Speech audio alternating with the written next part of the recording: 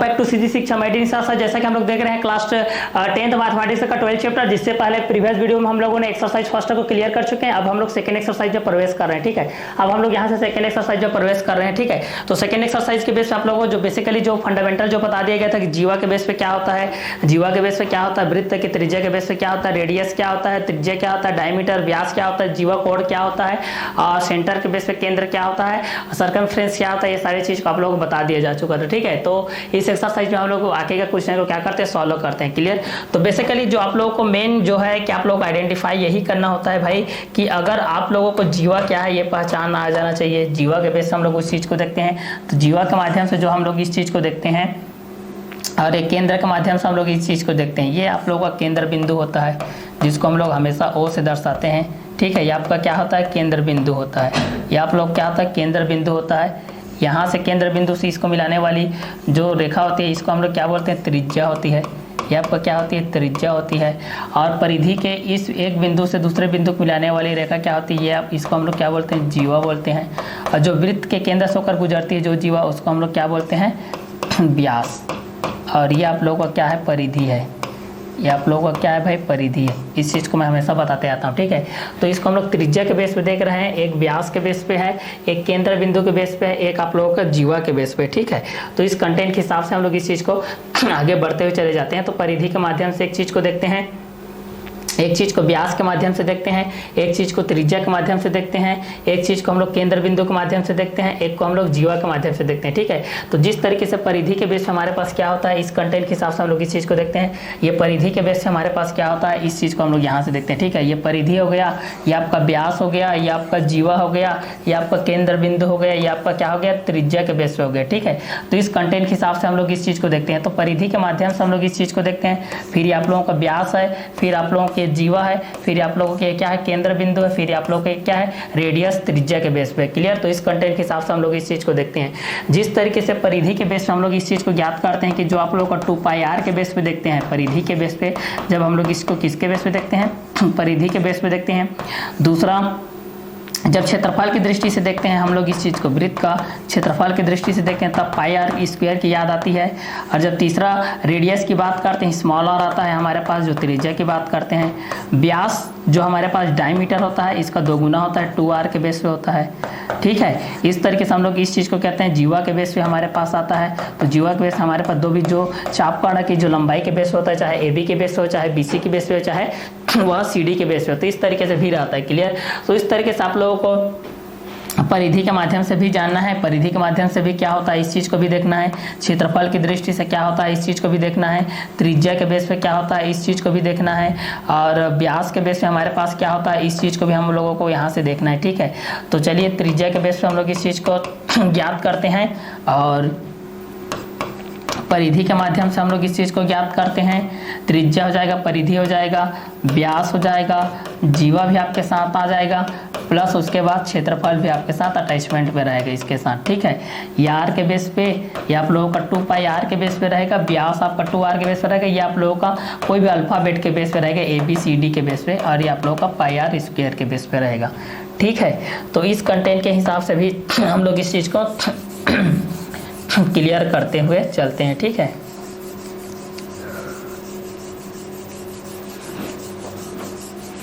त्रिभुज के बेस पे जो हम लोग इस चीज पढ़े थे, किसके बेस पे, त्रिभुज के बेस पे भाई, कि त्रिभुज के बेस पे आप लोगों को मैं एक चीज बताया था। क्या चीज बताया था भाई,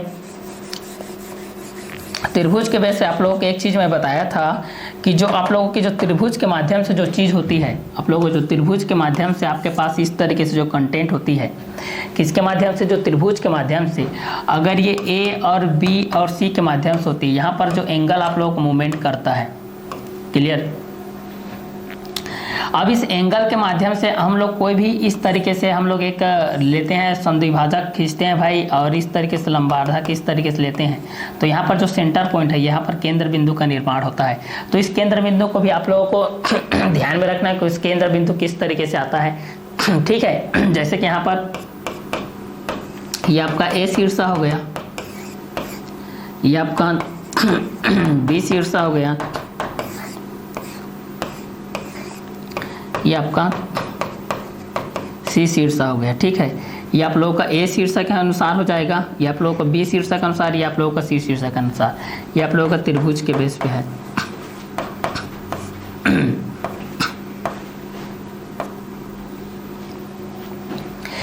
ये त्रिभुज के बेस पे हम लोग इस चीज़ को देखते हैं, ये किस कंटेंट के हिसाब से हमारे पास आता है। तो पहला ये आपका किसके कंटेंट के हिसाब से, ये ए शीर्षक के अनुसार है, ये आप लोगों का बी शीर्षक के अनुसार है, ये आप लोगों का सी शीर्षक के अनुसार है, ये आप लोगों का ए शीर्षक के अनुसार है, और ये आप लोगों का बी शीर्षक के अनुसार है, ये आप लोगों का सी शीर्षक के अनुसार है। ठीक है, तो ए शीर्षक के अनुसार हम लोग इस चीज़ को देखते हैं, तो यहाँ पर आपका ए बी भुजा के माध्यम से आता है, और ये आप लोगों का किसके माध्यम से आता है, ये बी सी भुजा के माध्यम से आता है, और ये आपका किसके माध्यम से आता है, ये आप लोगों का ए सी भुजा के माध्यम से आता है। ये किसके माध्यम से आता है, तो ये आप लोगों का एसी भुजा के माध्यम से आता है। ये आप लोगों का किसके माध्यम से आता है, तो ये आप लोगों का एसी भुजा के माध्यम से आएगा। और जब हम लोग इस चीज़ को देखेंगे तो ये आप लोगों का एबी भुजा के माध्यम से आएगा। ये किसके माध्यम से आएगा, एबी भुजा के माध्यम से आएगा। और जब एक को हम लोग इस चीज़ को देखेंगे तो ये आप लोगों का बीसी भुजा के माध्यम से आएगा। किसके माध्यम से आएगा, एक बीसी भुजा के माध्यम से आएगा। ठीक है, अगर चतुर्भुज की बात करते हैं तो वह सीडी माध्यम के बेस पे हमारे पास आता है। किसके बेस पे आता है, सीडी माध्यम के बेस पे आता है। फिर एक आप लोगों का ए ई के माध्यम से आ जाएगा भाई, एक किसके माध्यम से आ जाएगा, ए ई के माध्यम से आ जाएगा। फिर एक आप लोगों का ईडी के माध्यम से आपके पास ये चीज़ आ जाएंगे। ठीक है, तो इस कंटेंट के भी हिसाब से हम लोग इस चीज़ को देखते हैं तो हमारे पास बहुत सारे चीज़ आने लगते हैं या आते जाते रहते हैं। ठीक है, तो चलिए यहाँ पर बेसिकली हम लोगों को तो उस चीज़ को नहीं जानना है, हमारे पास जीवाएँ के माध्यम से दिया है, उस जीवा के माध्यम से इस चीज़ को हम लोगों को सॉल्व करना है। तो बेसिकली जो त्रिभुज के माध्यम से क्या क्या होता है ये चीज़ तो आप लोगों के कॉन्सेप्ट को क्लियर कर दिया होगा, कॉन्सेप्ट में आपके माइंड में भी सेट हो गया होगा। ठीक है, अब आगे देखते हैं, यहाँ से देखिए आगे इस कंटेंट के साथ हम लोग इस चीज़ को देखते हैं जो त्रिभुज के माध्यम से हमारे पास होता है। त्रिभुज के माध्यम से हमारे पास क्या चीज़ होता है कि त्रिभुज के माध्यम से हम लोग इस चीज़ को देखते हैं, तो जहाँ पर आप लोगों का त्रिभुज बनता है, यहाँ पर त्रिभुज के बेस पे हम लोग इस चीज़ को देखते हैं, यहाँ पर त्रिभुज के माध्यम से देखते हैं, और ये आप लोगों का एक वृत्त के माध्यम से होता है।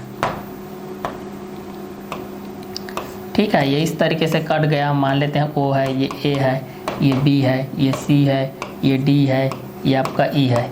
ठीक है, यहाँ पर आप लोगों का ए बी एक जीवा है, यहाँ पर सी डी एक जीवा है, यहाँ पर लंबार्धक है, ओ बिंदु है, यहाँ से हम लोग मान लेते हैं ये क्लियर। यहाँ पर एक आर है, यहाँ पर आपका एस है, इस तरीके से। अब यहाँ से आप लोगों को इस तरीके से कुछ मिलता है। ठीक है, तो उस कंटेंट के हिसाब से भी आप लोगों को ये जानना है जीवा के माध्यम से क्या होता है और आप लोगों के त्रिभुज के माध्यम से क्या होता है। इस तरीके से भी क्वेश्चन जो आएंगे उस कंटेंट को हम लोग यहाँ से जानेंगे। ठीक है, तो चलिए इस कंटेंट के हिसाब से भी हम लोग इस चीज़ को जानते हैं। जैसे त्रिभुज के तीनों अंतः कोणों को योग के बेस होता है। अब यहाँ पर हम लोग इस चीज़ को जानते हैं, समद्विभाजक पर स्थित है, इस चीज़ को हम लोगों को यहाँ पर जानना है। सॉल्व करते हैं हम लोग। एक वृत्त की दो जीवाएं ए बी और ए सी है, ए बी और ए सी दो वृत्त की जीवाएं हैं। वृत्त की क्या है, दो जीवाएं हैं। तो हमारे पास ये चीज़ दिया गया है कि एक वृत्त की दो जीवाएं हैं, ए बी और ए सी बराबर हैं। सिद्ध कीजिए कि वृत्त के केंद्र बी ए सी के समद्विभाजक पर स्थित है। बी ए सी के समद्विभाजक पर क्या है, स्थित है। तो इस चीज़ को हमको क्या करना है भाई, सिद्ध करना है। जिस तरीके से आप लोगों को जो 3 रूल्स बताया था, पहला क्या था, भुजा भुजा भुजा, सर्वांग समता। दूसरा क्या था, भुजा कोण भुजा, सर्वांग समता था। और तीसरा क्या था, कोण कोण, कोण कोण भुजा, सर्वांग समता। चौथा क्या था, समकोण कर्ण भुजा।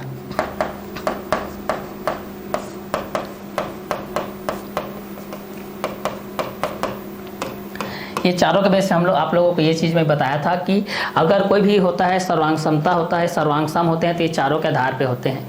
ठीक है, ये तो पहला भुजा भुजा भुजा सर्वांग समता के बेस पे होगा।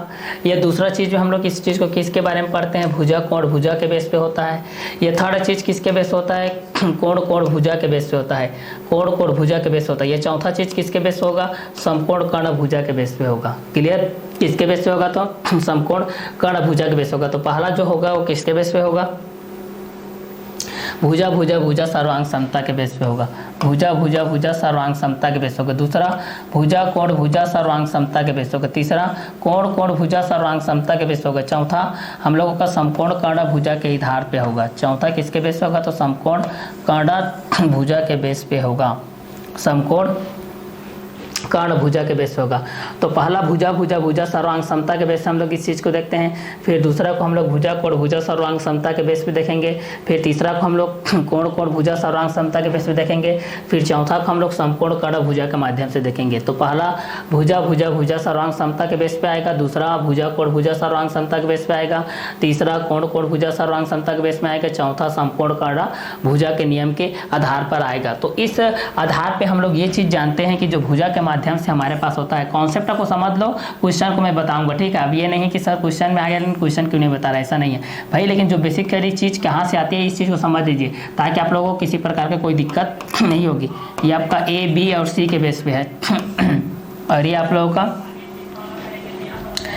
का पी है, ये आपका क्यू है, ये आपका आर के बेस पे है।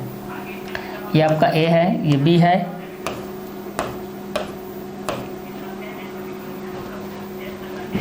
इस चीज को देखते हैं। पहला एबीसी के बेस पे है, दूसरा पी क्यू आर। अब तीसरा हम लोग देखते हैं, यहाँ से अगर इस चीज को हम लोग भुजा के बेस पे देखते हैं, मान लेते हैं कि ये भुजा के बेस पे हमारे पास क्या है, ये बराबर है। ये फर्स्ट तो ये इस कंटेंट के हिसाब से, ये सेकेंड तो ये सेकेंड के हिसाब से, ये थर्ड है तो ये थर्ड के बेस पे हमारे पास बराबर है। ए बी सी के माध्यम से इसका शीर्ष आपका ए है और ये बी है, ये सी है। इसका शीर्ष आपका पी है, इसका क्यू है, इसका आर है। ये शीर्ष के हिसाब से है ना। और अगर भुजा के हिसाब से हम लोग इस चीज़ को देखते हैं भुजा के हिसाब से, तो यहाँ पर क्या होता है, ए बी भुजा होता है, फिर बी सी भुजा, फिर ए सी भुजा। इसका देखेंगे तो पी क्यू भुजा होता है, फिर क्यू आर भुजा होता है, फिर पी आर भुजा होता है। और तीसरा इस चीज़ को हम लोग देखते हैं तो कोण के हिसाब से होता है। किसके हिसाब से होता है भाई, वो कोण के हिसाब से होता है, ठीक है। जैसे कि त्रिभुज में 3 शीर्ष होते हैं, 3 भुजा होते हैं, 3 कोण होते हैं, उसी प्रकार यहाँ पर भी है, दूसरे त्रिभुज में भी। पहला कोण ए के लिए, दूसरा कोण बी के लिए, तीसरा कोण सी के लिए, उसी प्रकार कोण पी के लिए, कोण क्यू के लिए, कोण आर के लिए हो जाएगा, ठीक है। तो इस कंटेंट के हिसाब से हम लोग चलते जाते हैं तो हमारे पास निम्न चीज़ें मिलती है। पहला शीर्ष के बेस पे, दूसरा भुजा के बेस पे, तीसरा कोण के बेस पे। पहला शीर्ष के बेस पे, दूसरा भुजा के बेस पे, तीसरा कोण के बेस पे। क्लियर। तो इस कंटेंट के हिसाब से हम लोग इस चीज़ को देखते हैं तो पहला शीर्ष के बेस पे मिलता है और दूसरा किसके में मिलता है, भुजा के बेस पे मिलता है, और तीसरा किसके बेस पे मिलता है, कोण के बेस पे मिलता है। तो पहला शीर्ष के बेस पे मिलता है, दूसरा भुजा के बेस पे मिलता है, तीसरा कोण के बेस पे मिलता है। तो पहला शीर्ष के हिसाब से आएगा, दूसरा भुजा के हिसाब से आएगा, तीसरा कोण के हिसाब से आएगा। जब शीर्ष की बात करते हैं तो त्रिभुज ए बी सी का ए शीर्ष कहलाता है, दूसरा आता है बी शीर्ष, तीसरा आता है सी शीर्ष। उसी प्रकार त्रिभुज पी क्यू आर की बात करते हैं, जब हम लोग किसकी बात करते हैं, त्रिभुज पी क्यू आर की बात करते हैं तो पहला पी के बेस पे आता है, दूसरा क्यू के बेस पे आता है, तीसरा आर के बेस पे आता है। भुजा की बात करते हैं तो पहला ए बी भुजा आता है, दूसरा बी सी भुजा आता है, तीसरा ए सी भुजा आता है। उसी प्रकार इस भुजा की बात करते हैं तो पहला पी क्यू भुजा आता है, दूसरा क्यू आर भुजा आता है, तीसरा पी आर भुजा आता है। तो पहला ए बी भुजा आता है, दूसरा बी सी भुजा आता है, तीसरा ए सी भुजा आता है। उसी प्रकार पहला पी क्यू भुजा आता है, दूसरा क्यू आर भुजा आता है, तीसरा पी आर भुजा आता है। कोण की दृष्टि से देखते हैं तो पहला कोण ए आता है, दूसरा कोण बी आता है, तीसरा कोण सी आता है, चौथा आपका देखेंगे कोण ए के सापेक्ष तो कोण पी आएगा, कोण क्यू आएगा, कोण आर आएगा। देखिए इस तरीके से हम लोग इस चीज़ को कर सकते हैं, ठीक है।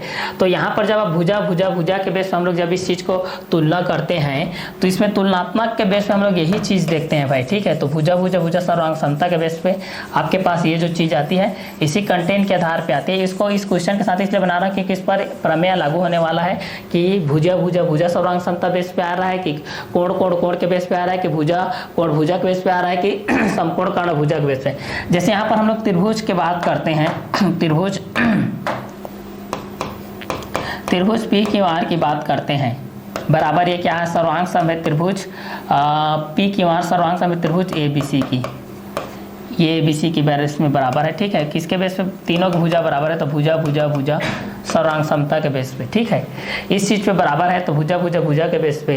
तो यहाँ पर आपका A शीर्षक P शीर्षक के सापेक्ष है, B शीर्षक Q शीर्षक के सापेक्ष है और R के सापेक्ष, ठीक है। अगर यहाँ पर हम लोग अगर मानेंगे तो A इक्वल टू क्या हो जाएगा? P हो जाएगा और B इक्वल टू क्या हो जाएगा? Q हो जाएगा, C इक्वल टू क्या हो जाएगा? R हो जाएगा।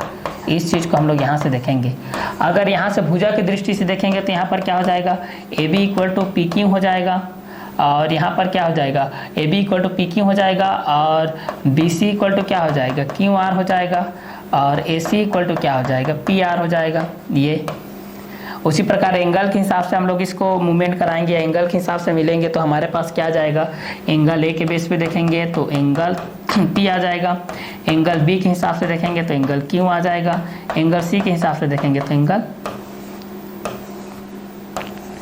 R आ जाएगा, इस तरीके से, ठीक है। तो एक में A के बेस पे आता है, एक में B के बेस पे आता है, एक में C के बेस पे आता है, ठीक है।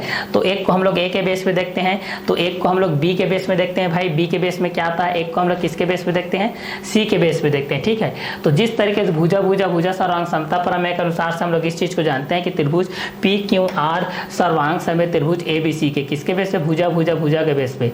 यदि A इक्वल टू B के बेस पे है, B इक्वल टू Q के बेस पे है और C इक्वल टू R के बेस पे है, उसी प्रकार AB इक्वल टू PQ के बेस पे है, BC इक्वल टू QR के बेस पे है, AC इक्वल टू PR के बेस पे है। उसी प्रकार अगर एंगल के साइड से देखते हैं तो angle A equal to angle P के बेस पे है, angle B equal to angle Q के बेस पे है, angle C equal to angle R के बेस पे है। तो ABC की दृष्टि से हम लोग इस चीज को देखते हैं, तो ABC की दृष्टि से हम लोग जब इस चीज को देखते हैं तो AB इक्वल टू PQ है और BC इक्वल टू QR है, AC इक्वल टू PR है। शीर्ष की दृष्टि से देखते हैं तो A इक्वल टू P है, P इक्वल टू A है, B इक्वल टू Q है, Q इक्वल टू B है, C इक्वल टू R है, R इक्वल टू C है, AB इक्वल टू PQ है, भुजा की दृष्टि से PQ इक्वल टू क्या है? AB है भाई, BC इक्वल टू QR है और QR इक्वल टू क्या है? BC है और AC इक्वल टू क्या है? PR है और PR इक्वल टू क्या हो जाएगा? AC। उसी प्रकार अगर एंगल के साइड से देखते हैं हम लोग, इसके साइड से देखते हैं एंगल के साइड से, ठीक है। तो एंगल के साइड से देखेंगे तो एंगल A इक्वल टू क्या हो जाएगा? एंगल P हो जाएगा और एंगल P इक्वल टू क्या हो जाएगा? एंगल A हो जाएगा। एंगल A इक्वल टू क्या हो जाएगा? एंगल P हो जाएगा और एंगल P इक्वल टू क्या हो जाएगा? एंगल A हो जाएगा। Angle B equal to angle Q हो जाएगा, angle Q equal to angle B हो जाएगा। Angle C equal to angle R हो जाएगा, angle R equal to angle C हो जाएगा, ठीक है। तो भुजा भुजा भुजा सर्वांग समता के बेस से हम लोग इस चीज को देखेंगे तो इस सर्वांग समता प्रमेय से त्रिभुज PQR सर्वांग सम होगा त्रिभुज ABC की दृष्टि से, चाहे शीर्ष में A इक्वल टू P के बेस पे हो, चाहे B इक्वल टू Q के बेस पे हो, चाहे C इक्वल टू R के बेस पे हो, ये तीनों चीज हो। A इक्वल टू P के बेस पे, B इक्वल टू Q के बेस पे, C इक्वल टू R के बेस पे। तो C इक्वल टू R के बेस पे हो, B इक्वल टू Q के बेस पे हो, A इक्वल टू P के बेस पे हो, ठीक है। तो A इक्वल टू P के बेस पे हो, B इक्वल टू Q के बेस पे हो, C इक्वल टू R के बेस पे हो। तो R इक्वल टू C के बेस पे हो, Q इक्वल टू B के बेस पे हो, P इक्वल टू A के बेस पे हो। तो A इक्वल टू P के बेस पे आता है, B इक्वल टू Q के बेस पे आता है, C इक्वल टू R के बेस में आता है, ठीक है। तो इस कंटेंट से शीर्षक के माध्यम से जब हम लोग इस चीज को देखते हैं तो A का P के सापेक्ष होता है और B का किसके सापेक्ष होता है? Q के सापेक्ष होता है और C का किसके सापेक्ष होता है? तो R के सापेक्ष होता है। तो A का P के सापेक्ष होता है, B का Q के सापेक्ष होता है, C का R के सापेक्ष होता है, ठीक है। या P का A के सापेक्ष होता है, B का Q का B के सापेक्ष होता है, R का C के सापेक्ष होता है। तो इस चीज को हम लोग AB की दृष्टि से भी देख सकते हैं, PQ की दृष्टि से देख सकते हैं, BC के भी दृष्टि से हम लोग इस चीज को देख सकते हैं। तो इस कंटेंट के हिसाब से हमारे पास ये आते जाता है, ठीक है। तो चलिए इस कंटेंट के हिसाब से हम लोग इस चीज को देखते जाते हैं। तो यहाँ पर हमारे पास A इक्वल टू P के बेस पे है, B इक्वल टू Q के बेस पे है, C इक्वल टू R के बेस पे है, AB इक्वल टू PQ के बेस पे है, BC इक्वल टू QR के बेस पे है, AC इक्वल टू PR के बेस पे है, angle A equal to angle P के बेस पे है, angle B equal to angle Q के बेस पे है और angle C equal to angle R के बेस पे है। तो इस कंटेंट के हिसाब से भी हम लोग इस चीज को क्या कर सकते हैं? क्लियर कर सकते हैं। तो जिस तरीके से जब शीर्ष मिलता है तो क्या बनता है? भुजा बनता है। इस चीज को तो आप लोग भली भांति जानते हैं भाई कि जब दो शीर्ष मिलते हैं, यहाँ से जब दो शीर्ष मिलते हैं तो क्या बनता है? भुजा। यहाँ से क्या बनता है? भुजा बनता है। यहाँ से भी आप लोगों का AC भुजा बन जाएगा, यहाँ से क्या बन जाएगा? BC भुजा बन जाएगा, ठीक है। अब चलिए अब इस क्वेश्चन के कॉन्सेप्ट के बेस पे हम लोग इस चीज़ को क्लियर करते हैं, आगे हमारे पास क्या क्या चीज़ आता है, ठीक है। चलिए अब क्वेश्चन के बेस पे हम लोग इस चीज़ को क्लियर करते हैं। तो बेसिक हो गया, भुजा भुजा भुजा के बेस पे हो गया। अब हम लोगों के पास मान के चलो भुजा भुजा भुजा के बेस पे हम लोग इस चीज़ को देख लिए। अब कोण के बेस पे हम लोग इस चीज़ को देखते हैं। किसके बेस पे देखते हैं भाई? कोण के बेस पे देखते हैं तो हमारे पास क्या क्या चीज़ आता है, इस चीज़ को हम लोग यहाँ से देखते हैं। ठीक है, तो अगर ये कोण की दृष्टि से हमारे पास आता है, जैसे कि एक्स वाई और जेड के बेस पे हमारे पास, क्लियर, तो इस कंटेंट के हिसाब से हमारे पास क्या क्या चीज़ आता है, इस चीज़ को हम लोग यहाँ से देखते हैं। ठीक है, तो इस कंटेंट के बेस पे हम लोग इस चीज़ को देखेंगे तो हमारे पास क्या क्या आएगा, इस कंटेंट के हिसाब से हम लोग इस चीज़ को देखते हैं। एक्स और वाई और जेड के बेस पे ये हमारे पास इस तरीके से है। और एक और है यहाँ पर हमारे पास, मान लेते हैं कि यहाँ पर ये किसके बेस पे है, ये आप लोगों का मान लेते हैं कि एस टी आर के बेस पे है, एस टी आर के बेस पे। ठीक है, अब यहाँ पर दूसरा मैं चीज़ जो समझाने चाह रहा हूँ वो आप लोगों का है भुजा कोण भुजा के माध्यम से। भुजा कोण भुजा के माध्यम से किस बेसिस पे होगा, क्लियर, ये कॉन्सेप्ट आपको जान लीजिए, बहुत काम आने वाला है। ठीक है, नहीं तो बाद में फिर कंफ्यूज हो जाओगे कि कहाँ से आया, कब आया, क्यों आया, कैसे आया बोल के। क्लियर, तो यहाँ से ये भी अगर हम लोग देखेंगे तो एंगल एक्स के बेस पे एंगल एस है, इसको तो जान ही रहे हैं। एंगल वाई के बेस पे एंगल टी है, जान रहे हैं। एंगल जेड के बेस पे एंगल आर है, ये भी जान रहे हैं। चलो, ये कोण की दृष्टि से आप लोग पास हो गया, कोण की दृष्टि से हो गया।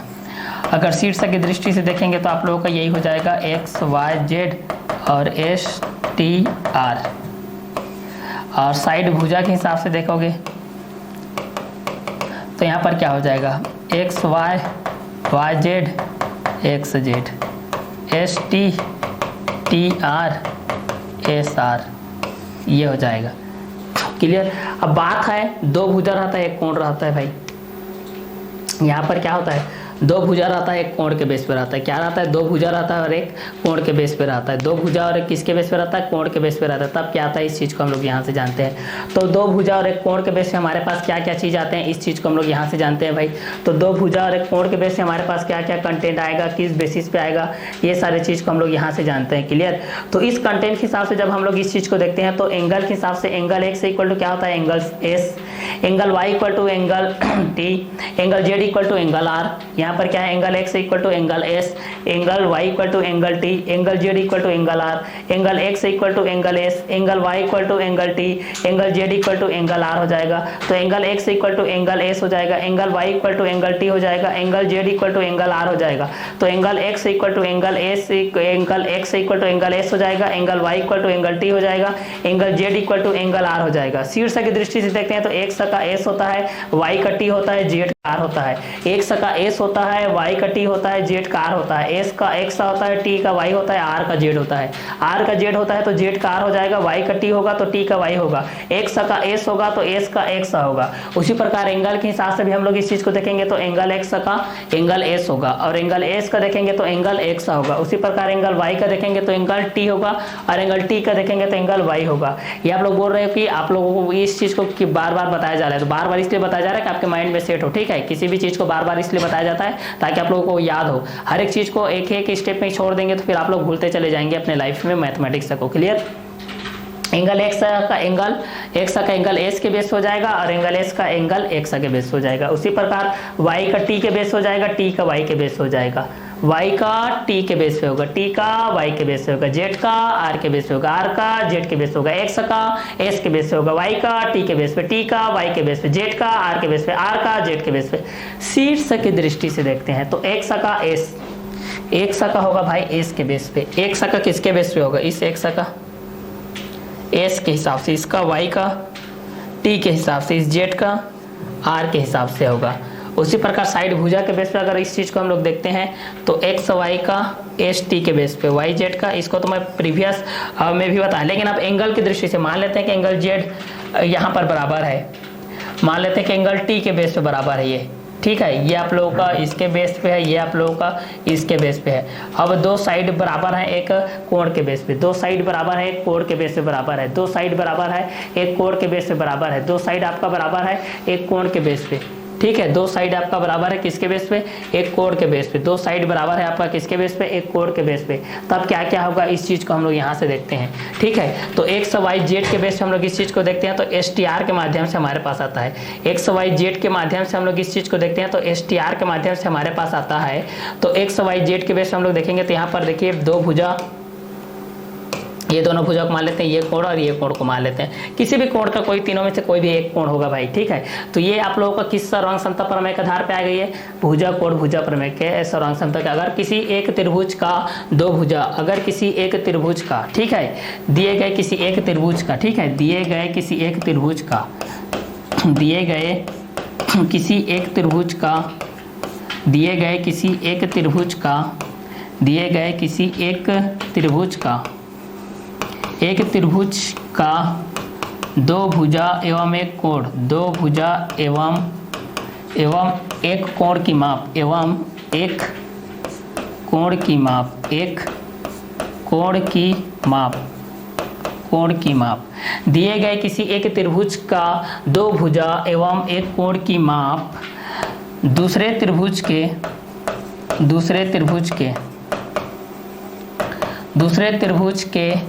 दो भुजा एवं एक कोण की माप के, एक कोण की माप के बराबर हो तो वह भुजा कोण भुजा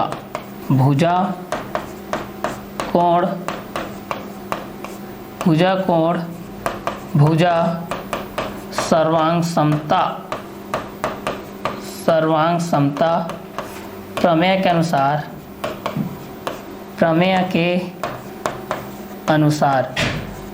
अनुसार सर्वांग सम होते हैं, सर्वांग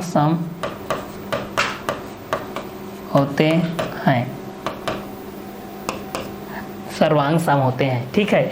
अगर दिए गए किसी एक त्रिभुज की दो भुजा, अगर दिए गए किसी एक त्रिभुज की दो भुजा एवं एक कोण की माप दूसरे त्रिभुज के दो भुजा एवं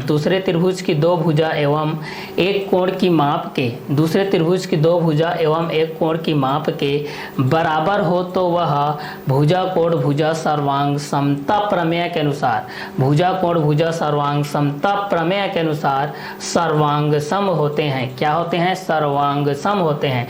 तो दिए गए किसी एक त्रिभुज का दो भुजा एवं एक कोण की माप, दिए गए किसी एक त्रिभुज का दो भुजा एवं एक कोण की माप दूसरे त्रिभुज के दो भुजा एवं एक कोण की माप के बराबर हो तो वह भुजा कोण भुजा सर्वांग समता प्रमेय के अनुसार सर्वांग सम होते हैं। तो दिए गए किसी एक त्रिभुज की दो भुजा एवं एक कोण की माप दूसरे त्रिभुज के दो भुजा एवं एक कोण की माप के बराबर हो तो वह भुजा कोण भुजा सर्वांग समता प्रमेय के अनुसार सर्वांग सम होते हैं। तो दिए गए किसी एक त्रिभुज की दो भुजा एवं एक कोण की माप दूसरे त्रिभुज के दो भुजा एवं एक कोण की माप के बराबर हो तो वह भुजा कोण भुजा सर्वांग समता प्रमेय के अनुसार सर्वांग सम होते हैं। जैसे यहाँ पर अगर हम लोग इस चीज को बोलेंगे तो यहाँ पर क्या हो जाएगा, त्रिभुज एक्स वाई जेड सर्वांग सम होगा त्रिभुज एस टी आर के, किसके बेस पे? तो भुजा कोण भुजा के बेस पे। ये किसके बेस पे हो जाएगा? तो ये आप लोगों का भुजा कोण भुजा के बेस पे हो जाएगा, ठीक है। तो दिए गए किसी एक त्रिभुज की दो भुजा एवं एक कोण की माप दूसरे त्रिभुज के दो भुजा एवं एक कोण की माप के क्या हो? बराबर हो तो वह भुजा कोण भुजा सर्वांग समता प्रमेय के अनुसार सर्वांग सम होते हैं। इसलिए त्रिभुज एक्स वाई जेड सर्वांग सम है त्रिभुज एस टी आर के, किसके बेस पे? भुजा कोण भुजा के माध्यम से। तो दिए गए किसी एक त्रिभुज का दो भुजा एवं एक कोण की माप दूसरे त्रिभुज के दो भुजा एवं एक कोण की माप के बराबर हो तो वह भुजा कोण भुजा सर्वांग समता प्रमेय के अनुसार सर्वांग सम होते हैं। तो दिए गए किसी एक त्रिभुज का दो भुजा एवं एक कोण की माप दूसरे त्रिभुज के दो भुजा एवं एक कोण की माप के बराबर हो तो वह भुजा कोण भुजा सर्वांग समता प्रमेय के अनुसार सर्वांग सम होते हैं। त्रिभुज एक्स वाई जेड सर्वांग सम है त्रिभुज एस टी आर के, भुजा कोण भुजा भुजा के माध्यम से। जैसे कि कोण एक्स इक्वल टू क्या है? एस है, वाई इक्वल टू टी है, जेड इक्वल टू आर है, आर इक्वल टू जेड है, टी इक्वल टू वाई है, एस इक्वल टू एक्स है, एक्स इक्वल टू एस है, वाई इक्वल टू टी है, जेड इक्वल टू आर है, are equal to Z है, T equal to Y है, S equal to x है। शीर्षा x equal to S है, Y equal to T है, Z equal to are है, Z equal to are है, are equal to Z है, T equal to Y है, Y equal to T है, x equal to S है, S equal to x है, x equal to S है, S equal to x है, Y equal to T है, T equal to Y है, Z equal to are है, are equal to Z है। उसी प्रकार एक्स वाई एस टी के बराबर है तो एस टी एक्स वाई के बराबर है, वाई जेड टी आर के बराबर है तो टी आर वाई जेड के बराबर है, एक्स जेड एस आर के बराबर है तो एस आर एक्स जेड के बराबर है भाई।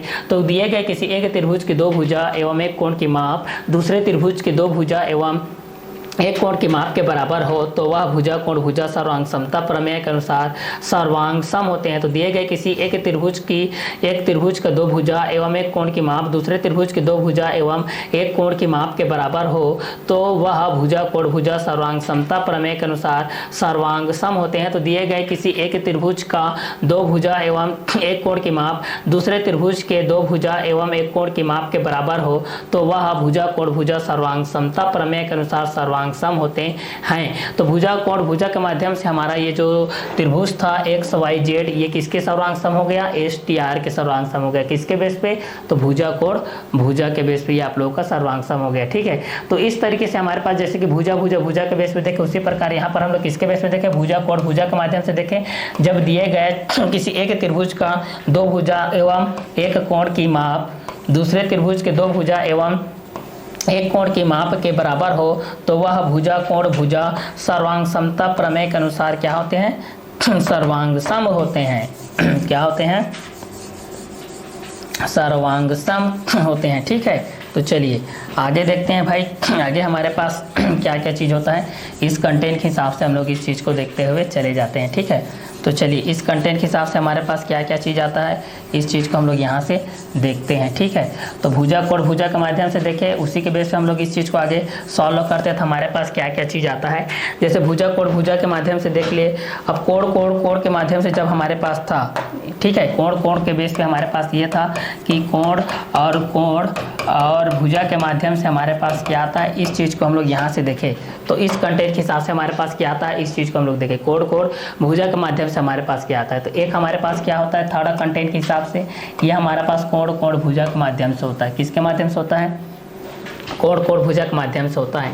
अगर हमारे पास इस तरीके से अगर हमारे पास एक चीज़ दिया गया है जिसके एंगल के हिसाब से हम लोग इस चीज़ को देखते हैं तो ये इस एंगल के हिसाब से हमारे पास ये चीज़ दिया गया एल एम और एन के बेस पे दिया गया है और इस एंगल को हम लोग हमें देखते हैं तो इस एंगल को हमारे पास दिया गया है, इस एंगल को हमारे पास ये W और एक्स जेड के बेस पे दिया गया है,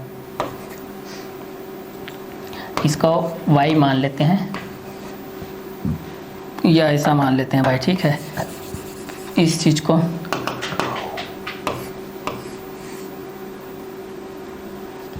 को मान लेते हैं CDE मान लेते हैं। ठीक है, अब यहाँ से इस चीज़ को देखते हैं, ये भी आप लोगों के सेम उसी के रूल्स को फॉलो करेगा फर्स्ट सेकंड थर्ड के बेस पे फोर्थ के बेस में। क्लियर, शीर्ष के माध्यम से फॉलो करेगा तो वही शीर्षों के माध्यम से हो जाएगा। शीर्ष के माध्यम से एल है तो किसके बराबर है, सी के बराबर है, एम है तो किसके बराबर है, डी के बराबर है, एन है तो किसके बराबर है, ई के माध्यम से। भुजा बराबर देखते हैं तो क्या हो जाएगा, एल एम किसके बराबर हो जाएगा, तो सी डी के बराबर हो जाएगा। एम एन किसके बराबर हो जाएगा, तो डी ई के बराबर हो जाएगा। एल एन किसके बराबर हो जाएगा, तो सी ई के बराबर हो जाएगा। कोण के बेस पे हम लोग इस चीज़ को देखते हैं तो यहाँ पर हो जाएगा एंगल एल तो एंगल सी, एंगल एम तो एंगल डी, एंगल एन तो एंगल ई के बेस पे हो जाएगा। क्लियर, तो इस तरीके से ये बराबर हो जाएगा। तो कोण के बेस पे तो हमारे पास दो कोण के माध्यम से लेते हैं, अगर इस कोण के माध्यम से हम लोग किसी को ले लेते हैं इस तरीके से। ठीक है, तो कोण के माध्यम से भी अगर इस चीज़ को हम लोग लेते हैं तो इस कोण के माध्यम से हमारे पास क्या क्या होगा, ये दोनों कोण है तो इस कोण को आप लोग को इस तरीके से उल्टा करके लिखना पड़ेगा। ये ऐसा हो जाएगा, ये आपका क्या हो जाएगा, डी हो जाएगा, ये आपका क्या हो जाएगा, ई हो जाएगा, ये हो जाएगा सी। और इस चीज़ को आप लोगों को भी उल्टा करके लिखना पड़ेगा तो ये ऐसा हो जाएगा और ये आप लोगों का इस तरीके से आ जाएगा। तो ये आपका एल हो जाएगा, ये आपका क्या हो जाएगा, एन हो जाएगा। ठीक है, और ये क्या हो जाएगा आपका एम हो जाएगा। ठीक है, अब इसमें आप लोगों का क्या है, एल और एल में है, एन में है, इसका डी में है और ई में है, तो ये आपका सी और एम के बेस पे हो जाएगी आप लोगों का। क्लियर। तो इस तरीके से दो कोण के बेस हो जाएगा, तो यहाँ पर क्या हो जाएगा, एंगल टी एंगल एल, समीकरण नंबर 1 बन जाएगा। एंगल ई एंगल एन, ये 2 हो जाएगा। और एक आप लोगों का साइड बराबर होगा, कोई भी साइड यहाँ का बराबर हो जाएगा। मान लेते हैं कि सी डी बराबर है एम एन के बराबर है, ये तीसरा, तो ये आप लोगों का कोण हो जाएगा। ये भी आपका कोण, ये आपका भुजा, भुजा कोण कोण, तो ये इसको हम लोग क्या बोलेंगे, कोण भुजा कोण। ये भुजा कोण भुजा, कोण भुजा कोण के बेस पे, कोण कोण भुजा के बेस पे, ठीक है। कंटिन्यूअस में रहता है तो कोण कोण भुजा के बेस पे बोलते हैं, और एक एक के बेस पे रहता है तो कोण भुजा कोण के बेस पे हम लोग को इस चीज़ को बोला जाता है। तो यहाँ पर एल इक्वल टू सी के बेस पे है, एम इक्वल टू डी के बेस पे है, एन इक्वल टू ई के बेस पे है। एल इक्वल टू सी के बेस पे है, एम इक्वल टू डी के बेस पे है, एन इक्वल टू ई के बेस पे, ठीक है।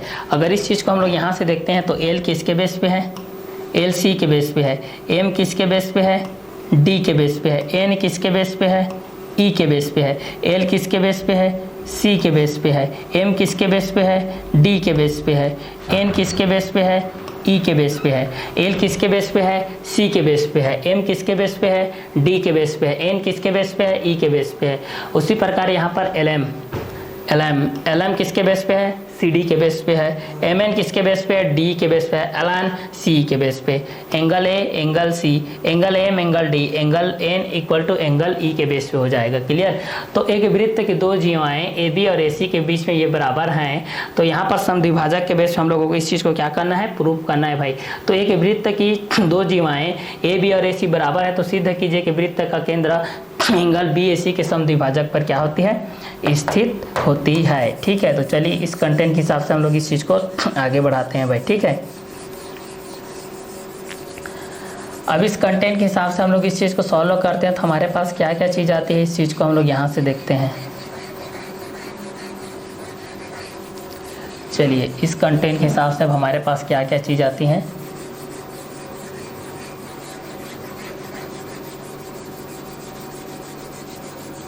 हमारे पास इस चीज़ को देखते हैं, दिया है हमारे पास दो जीवाएं,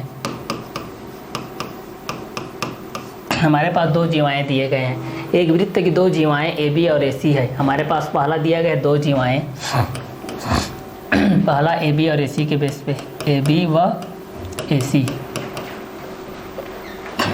दूसरा चीज़, जीवाएं बराबर हैं, जीवाएं आपस में क्या हैं, बराबर हैं, जीवाएं आपस में क्या हैं, बराबर हैं। तो जीवाएं को हम लोग यहाँ से लिख देते हैं, जीवाएं आपस में बराबर हैं, जीवाएं आपस में बराबर हैं, जीवाएं आपस में बराबर हैं भाई, ठीक है। तो दिया है पहला दो जीवाएं ए बी व ए सी के माध्यम से, तो पहला दो जीवाएं ए बी व ए सी आपस में क्या है, बराबर हैं भाई। दिया है दो जीवाएं ए बी व ए सी आप लोगों के पास क्या है, बराबर हैं, ठीक है। तो दिया है दो जीवाएं ए बी व ए सी, जीवाएं आपस में बराबर हैं, मतलब यहाँ पर कितना हो जाएगा, ए बी इक्वल टू ए सी, ये हो जाएगा। तब तीसरा हमको सिद्ध करना है, ठीक है। थर्ड नंबर पर हमको क्या करना है, सिद्ध करना है। देखिए थर्ड में सिद्ध करना है, सिद्ध करना है एंगल बी ए सी, एंगल बी ए सी समद्विभाजक पर स्थित है, समद्विभाजक, समद्विभाजक पर स्थित है, समद्विभाजक पर स्थित है, ठीक है। तो एक वृत्त की दो जीवाएं ए बी और ए सी बराबर है, सिद्ध कीजिए कि वृत्त का केंद्र बी ए सी के समद्विभाजक पर स्थित है, ठीक है। कि वृत्त का केंद्र बी ए सी समद्विभाजक पर क्या है, स्थित है। तो यहाँ से हम लोग मान जो भी दिया गया है उस चीज़ को हम लोग यहाँ से लिखेंगे भाई।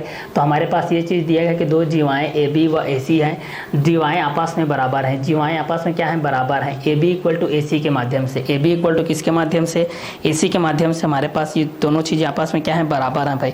तो ए बी इक्वल टू किसके माध्यम से है, ए सी के माध्यम से है। तो दो जीवाएं आपस में बराबर है, ए बी व ए सी के माध्यम से, किसके माध्यम से, ए बी व ए सी के माध्यम से बराबर है। तो जीवाएं आपस में बराबर है, ए बी इक्वल टू ए सी के माध्यम से, ठीक है। तो सिद्ध करना है कि बी ए सी समद्विभाजक पर स्थित है। यहाँ पर हमको क्या सिद्ध करना है कि बी ए सी समद्विभाजक पर स्थित है, ठीक है। तो चलिए यहाँ से लिखते हैं भाई, चूँकि हम जानते हैं कि चूँकि हम जानते हैं कि चूँकि हम जानते हैं कि केंद्र से खींची गई वृत्त की केंद्र से खींची गई त्रिज्याएं आपस में केंद्र से खींची गई वृत्त की त्रिज्याएं केंद्र से खींची गई वृत्त की त्रिज्याएं केंद्र से खींची गई वृत्त की त्रिज्याएं वृत्त की त्रिज्याएं आपस में बराबर होती है आपस में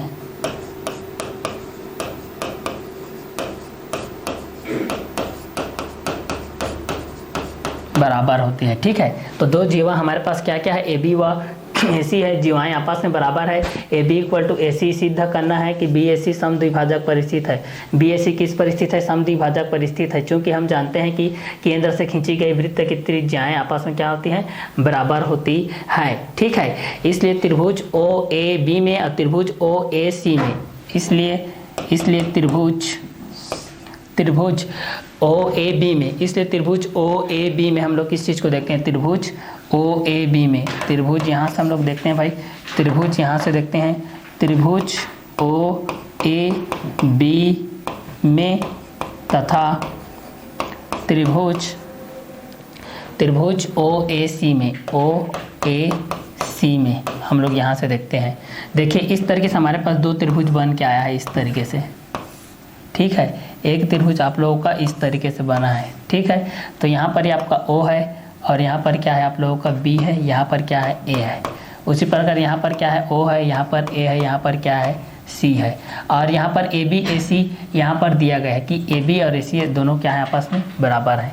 तो OAB की दृष्टि से अगर हम लोग इस चीज़ को देखते हैं तो हमारे पास क्या हो जाएगा, चूँकि दिया है, चूँकि AB इक्वल टू AC यह हमारे पास समीकरण नंबर 1 के बेस पे है। इस चीज़ को हमारे पास क्या किया गया, दिया है क्वेश्चन के बेस पे। और यहाँ पर दूसरा हम लोग चीज़ देखते हैं, OA इक्वल टू OA दोनों में है। देखिए OA इसमें भी है, OA इसमें भी है, इसलिए क्या हो जाएगा, समीकरण नंबर 2 ये हो जाएगा उभयनिष्ठ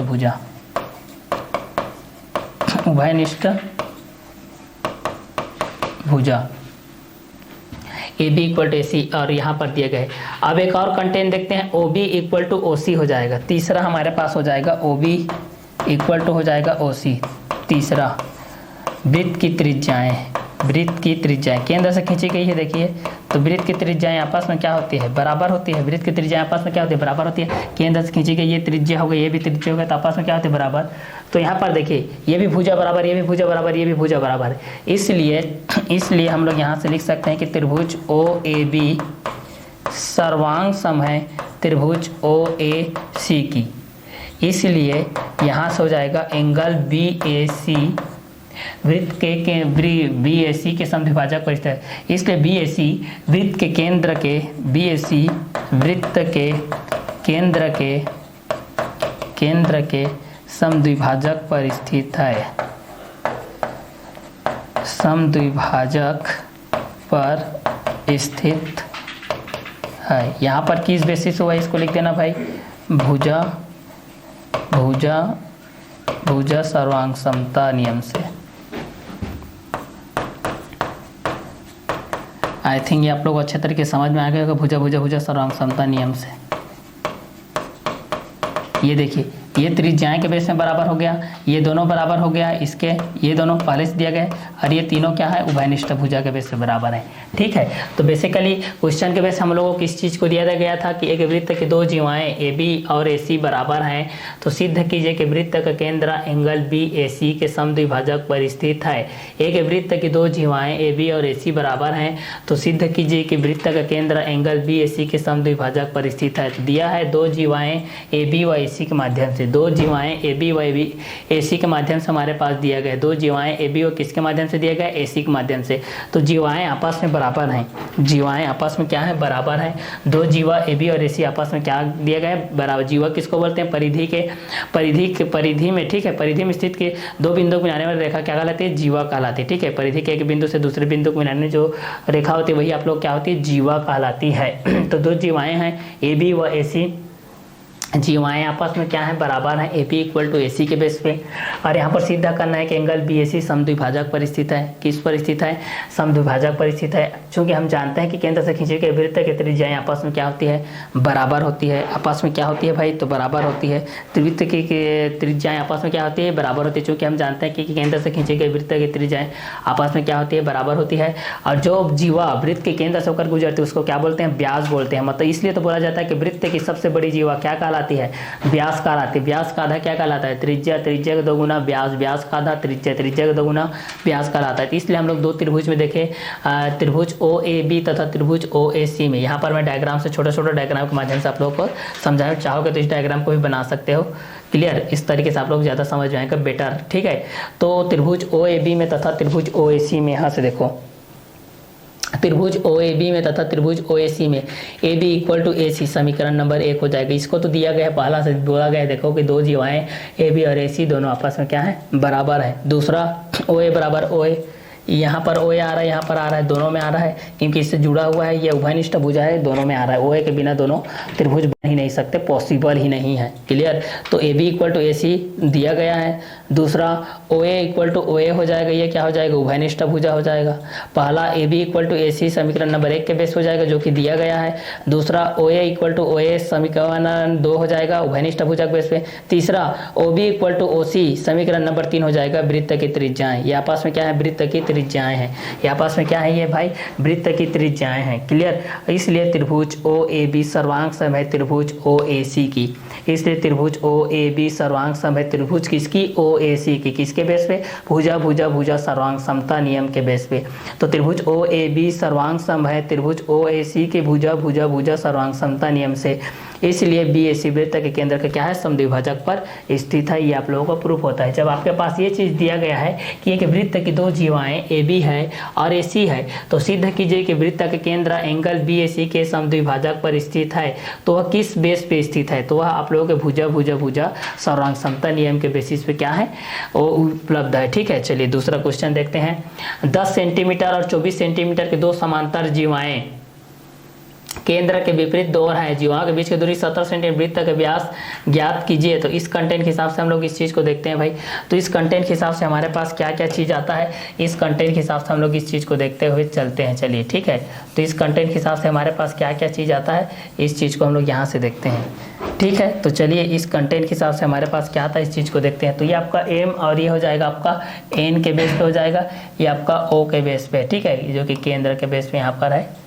क्लियर, चलिए अब यहाँ पर क्वेश्चन में दिया गया है, इस क्वेश्चन के अकॉर्डिंग में हम लोग इस चीज़ को क्या करते हैं, सॉल्व करते हैं भाई। चलिए इस क्वेश्चन के अकॉर्डिंग में हमारे पास ये चीज़ दिया गया है, तो इस क्वेश्चन को सॉल्व करते हैं। इस क्वेश्चन को सॉल्व करते हैं। 10 सेंटीमीटर 24 सेंटीमीटर दो समांतर जीवाएं वृत्त के केंद्र के विपरीत ओर हैं, जीवाओं के बीच की दूरी 17 सेंटीमीटर है। तो वृत्त का व्यास ज्ञात कीजिए। हमको यहाँ से क्या करना है, वृत्त का व्यास ज्ञात करना है। क्या ज्ञात करना है भाई, वृत्त का व्यास ज्ञात करना है। तो 10 सेंटीमीटर और 24 सेंटीमीटर दो समांतर जीवाएं वृत्त के केंद्र के ओर स्थित है, तो जीवा ज्ञात करना है। तो दिया है हमारे पास, यहाँ पर फर्स्ट हम लिखते हैं दिया है यहाँ पर हमारे पास दिया गया है दो जीवाएं दिया गया हमारे पास, दो जीवाएं हमारे पास यहाँ पर दिया गया है, दो जीवाएं हमारे पास दिया गया है AB, दो जीवाएं AB व CD क्रमशः है। ठीक है, और यहाँ पर ये पहला चीज़ दिया गया है, और दूसरा जीवाओं के बीच की दूरी 17 सेंटीमीटर दिया गया है, दोनों जीवाओं के बीच की दूरी। ठीक है, पहला यह हो जाएगा। दूसरा दोनों जीवाओं के बीच की दूरी, दोनों जीवाओं के बीच की दूरी, दोनों जीवाओं के बीच की दूरी 17 सेंटीमीटर है, 17 सेंटीमीटर है। ठीक है, तो पहला हो जाएगा दो जीवाएं AB व CD हमारे पास दिया गया, जो कि डायग्राम में आप लोग को दिख रहा है। ए बी और सी डी दिया गया है। तो पहला ए बी का इसकी दूरी कितनी दिया गया है 10 सेंटीमीटर है भाई, इसकी दूरी मान लेते हैं, इसकी दूरी 10 सेंटीमीटर है और 24 सेंटीमीटर। सी डी की कितनी है 24 सेंटीमीटर है, इसकी दूरी कितनी है 24 से। माना कि ओ एम की दूरी कितनी है x सेंटीमीटर है और यहाँ से एम से एन के बीच की दूरी कितनी है, तो यहाँ से हमारे पास 17 सेंटीमीटर है, इसलिए ओ से एन की दूरी कितनी हो जाएगी x माइनस 17 माइनस x हो जाएगा ये, ठीक है, ये हो जाएगा 17 माइनस x हो जाएगा। क्लियर, ये आपका कितना हो जाएगा 17 माइनस x हो जाएगा, ये 17 माइनस x। माना कि ओ एम की दूरी, तीसरा मान लेते हैं, तीसरा माना कि ओ एम की दूरी, माना कि ओ एम की दूरी, माना कि ओ एम की दूरी x सेंटीमीटर है, तब एम एन की दूरी दिया गया है, चौथा एम एन की दूरी दिया गया है, एम एन की दूरी, एम एन की दूरी कितना दिया गया है 17 सेंटीमीटर। तो पाँचवा में हमारे पास क्या हो जाएगा, अगर इस चीज़ को देखेंगे तो ओ एम बराबर कितना हो जाएगा, ओ एम बराबर 100 सेंटीमीटर है, तो यहाँ पर ओ एन बराबर कितना हो जाएगा 17 माइनस 100 सेंटीमीटर हो जाएगा ये, ठीक है। और यहाँ पर इस चीज़ को दिया गया है। क्लियर, ए बी के बेस पे हमारे पास ये चीज़ दिया गया है, ठीक है। अब चलिए यहाँ पर हम लोग इस चीज़ को देखते हैं, छठवां नंबर में देखते हैं, ए बी के बीच की दूरी दिया गया है, A B equal to 10 centimetre दिया गया है और सी डी इक्वल टू हमारे पास दिया गया है 24 सेंटीमीटर, 24 सेंटीमीटर ये चीज़ दिया गया है, ठीक। तो दिया है दो जीवाएँ ए बी व सी डी क्रमशः हैं, दो जीवा हमारे पास हैं ए बी और कौन है सी डी है। दो जीवाएँ हमारे पास कौन कौन से हैं, ए बी और सी डी हैं। दोनों जीवाओं के बीच की दूरी 17 सेंटीमीटर है, दोनों जीवाओं के बीच की दूरी कितनी है 17 सेंटीमीटर है। तो दो जीवाएँ ए बी व सी डी क्रमशः है, दोनों जीवाओं के बीच की दूरी 17 सेंटीमीटर है। माना कि ओ एम की दूरी 100 सेंटीमीटर है, तब एम एन की दूरी 17 centimetre, O M equal to हो जाएगा 100 centimetre, O N equal to हो जाएगा 17 minus 100 centimetre, A B equal to हो जाएगा 10 centimetre, C D equal to हो जाएगा 24 सेंटीमीटर, ठीक है। तो पहला हमारे पास दो जीवा हमारे पास ए बी व सी डी के रूप में दिया गया है। तो पहला दोनों जीवाओं के बीच की दूरी कितनी हो जाएगी 17 सेंटीमीटर हो जाएगी। माना कि ओ एम की दूरी 100 सेंटीमीटर है, तब एम एन की दूरी कितना हो जाएगा 17 सेंटीमीटर। ओ एम की दूरी को मान लेते हैं कि 100 सेंटीमीटर है, ठीक है। तो एन के बेस पे हमारे पास ये चीज़ हो जाएगा। अब आगे इस चीज़ को देखते हैं।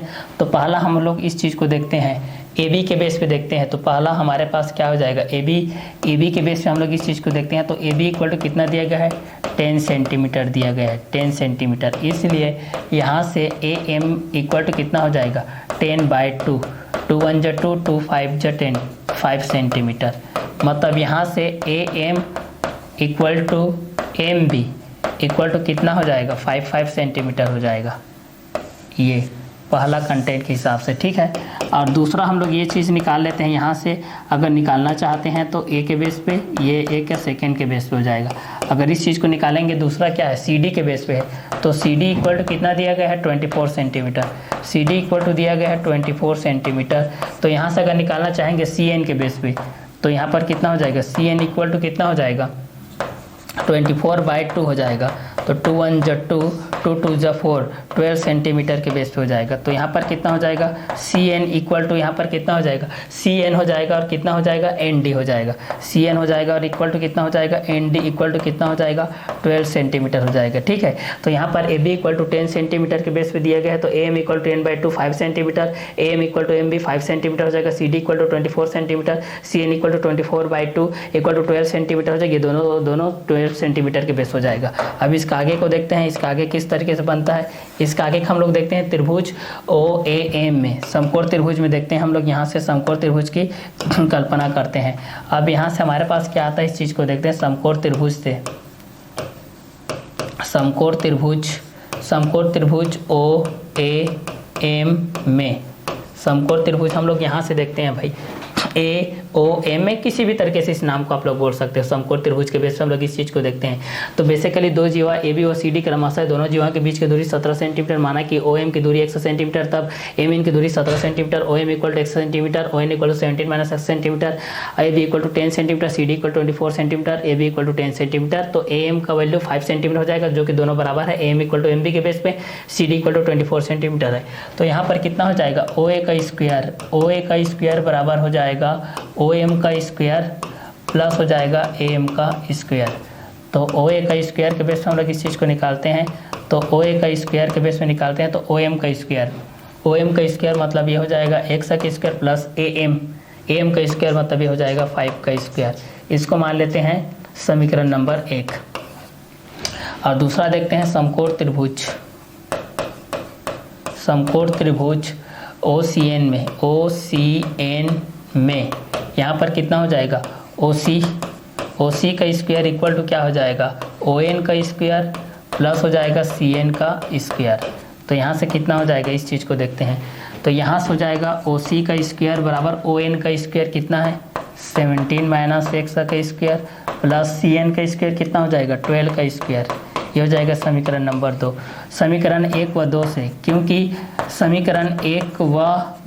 क्योंकि आप लोगों का ओ ए का स्क्वायर ओ सी का वर्ग, ये वृत्त केंद्र से एक ही तरीके की जीवा है, तो जीवाएं आपस में एक ही प्रकार की क्या है, त्रिज्याएं। तो वृत्त के केंद्र से खींची गई त्रिज्याएं आपस में क्या होती है, बराबर होती है, इसलिए ओ ए बराबर ओ सी हो जाएगा। ठीक है, तो यहाँ पर कितना हो जाएगा, एक्स का स्क्वायर प्लस 5 का स्क्वायर इक्वल टू हो जाएगा 17 माइनस एक्स का स्क्वायर प्लस 12 का स्क्वायर हो जाएगा। ठीक है, इस चीज़ को आगे सॉल्व करते हैं, क्योंकि एक ही वृत्त की केंद्र से खींची गई एक ही वृत्त की त्रिज्या आपस में क्या होती है, बराबर होती है। तो इस कंटेंट को हम लोग यहाँ से देखते हैं। तो ये हो जाएगा एक्स का स्क्वायर प्लस हो जाएगा 5 का स्क्वायर 25, ये हो जाएगा 17 का स्क्वायर 289 और माइनस हो जाएगा 34x और ये हो जाएगा प्लस एक्स का स्क्वायर हो जाएगा प्लस 144 हो जाएगा ये। ठीक है, आगे इस चीज़ को हम लोग यहाँ से देखते हैं क्लियर। तो समीकरण 1 व 2 से L H S equal to R H S हो जाएगा एक्स स्क्वायर प्लस 5 का square equal to 17 minus X square के बेस पे हम लोग देखते हैं। तो ये 12 के स्क्वायर के बेस हो जाएगा। तो एक्स स्क्वायर प्लस 25 के बेस में हम लोग इस चीज़ को देखते हैं तो हमारे पास क्या आता है। तो चूंकि समकोण त्रिभुज ओ ए एम में यहाँ से देखें हम लोग ओ ए एम में यहाँ से देखें तो कर्ण का वर्ग ओ ए का स्क्वायर बराबर क्या होता है, ओ एम का स्क्वायर प्लस क्या होता है, ए एम का स्क्वायर। और दूसरा क्या होता है, ओ ए का स्क्वायर इक्वल टू होता है एक्स का स्क्वायर प्लस 5 का स्क्वायर। समीकरण नंबर 1 समकोण त्रिभुज ओ सी एन में ओ सी का वर्ग बराबर क्या हो जाता है, ओ एन का वर्ग प्लस हो जाता है सी एन का वर्ग। तो ओ सी का वर्ग बराबर हो जाता है 17 माइनस एक्स का स्क्वायर प्लस 12 का स्क्वायर। समीकरण नंबर 2 समीकरण नंबर 1 व 2 से हम लोग इस चीज को करते हैं। तो यहाँ से कितना हो जाएगा, एक्स का स्क्वायर प्लस 5 का स्क्वायर हो जाएगा। समीकरण नंबर 1 व 2 से एक्स स्क्वायर प्लस 5 स्क्वायर हो जाएगा 17 माइनस एक्स का स्क्वायर प्लस 12 का स्क्वायर हो जाएगा। तो एक्स स्क्वायर प्लस 25 हो जाएगा, 5 का स्क्वायर 25, 17 माइनस एक्स का स्क्वायर हो जाएगा। ए माइनस बी का स्क्वायर के बेस में देखेंगे तो a square minus b square plus 2ab के माध्यम से होता है। तो उसी कंटेंट से हमारे पास ये हो जाएगा। दोनों साइड से एक्स स्क्वायर कटेगा भाई, इस चीज़ को हम लोग देखेंगे तो यहाँ पर आपके पास कितना हो जाएगा 25 इक्वल टू यहाँ से कितना हो जाएगा, ये हो जाएगा 289 144 आपके पास कितना हो जाएगा। इस चीज़ को जोड़ेंगे, यहाँ से आपके पास है 289 प्लस 144 और माइनस 34x है। तो इस चीज़ को हम लोग यहाँ से जोड़ते हैं तो हमारे पास कितना आता है, इस चीज़ को यहाँ से देखते हैं। इसको इधर लाते हैं तो हमारे पास क्या हो जाएगा, इस कंटेंट के हिसाब से हम लोग इस चीज़ को देखते हैं। तो यहाँ पर इधर लाते हैं तो ये कितना हो जाएगा, इस चीज़ को इधर लाएंगे तो ये हो जाएगा 289 plus 144 minus 34x minus 25 equal to 0। ये घटेगा तो कितना हो जाएगा, 9 4 13 हो जाएगा, 9 4 13, 8 4 12, 1 13, हासिल आ गए 1 2 1 3 1 4, 433 में 25 को घटा दो बरा, इसको इधर ले आओ 34x। यहाँ पर कितना हो जाएगा, 13 में 5 जाएगा तो कितना बचेगा 8 बचेगा, 2 में 2 जाएगा तो 0 बचेगा और ये कितना हो जाएगा 4 बराबर हो जाएगा 34x हो जाएगा। तो x का वैल्यू कितना हो जाएगा 48/34 हो जाएगा। ठीक है, तो इस चीज़ को हम लोग इस चीज़ को करते हैं तो हमारे पास कितना होता है, इस को कटाएंगे तो 17 के बेस पे कटाते हैं तो 17 एकम 17 दूनी 34, 17 दूनी 34, 17 एकम 17, 17 दूनी 34, 34 6 बच गया और 17 चौक 68, 2 एकम 2, 2 एकम 2, 2 दूनी 4, x का वैल्यू कितना आ गया 12 सेंटीमीटर। एक्स का वैल्यू 12 सेंटीमीटर आ गया। तो यहाँ से इसका वैल्यू कितना आ जाएगा, ओ ए का वैल्यू हम लोग यहाँ से देखेंगे तो ओ ए का वैल्यू आ जाएगा, यहाँ से 12 है तो 12 का स्क्वायर हो जाएगा प्लस 5 का स्क्वायर, ये हो जाएगा 144 प्लस हो जाएगा 5 का स्क्वायर 25 इक्वल टू 169 आ जाएगा। ओ ए का स्क्वायर 169, इसलिए ओ ए का वैल्यू आ जाएगा 13 सेंटीमीटर। ओ ए का वैल्यू कितना आ जाएगा 13 सेंटीमीटर। ओ ए का वैल्यू आ जाएगा 13 सेंटीमीटर। तो वृत्त का व्यास ज्ञात कीजिए। तो इसका 2 गुना होता है वृत्त का व्यास, तो यहाँ पर क्या हो जाएगा, वृत्त का व्यास बराबर हो जाएगा आप लोगों का 2 × 13 इक्वल टू 13 2 26 सेंटीमीटर हो जाएगा। ठीक है, तो यहाँ से हम लोग ओ ए का स्क्वायर बराबर 12 का स्क्वायर प्लस 5 के स्क्वायर के बेस में देखें तो 144 प्लस 25 के बेस हो जाएगा। तो ओ ए का स्क्वायर प्लस 169 के बेस पे हम लोग इस चीज़ को देखें। क्लियर। तो वृत्त का व्यास 2 × 13 13 2 26 सेंटीमीटर के बेस पे आप लोग पास आ गया। तो ये था आज का हमारा वीडियो लेक्चर, जिसमें हम लोगों ने क्वेश्चन नंबर 1, 2 को देखा, जिसमें जीवाओं के माध्यम से दूरी के बेस पे दिया गया था। इसके बाद का जो क्वेश्चन नंबर 3 है उसको हम लोग नेक्स्ट वीडियो लेक्चर में देखते हैं। तो इस क्लास को हम लोग यहीं ओवर करते हैं।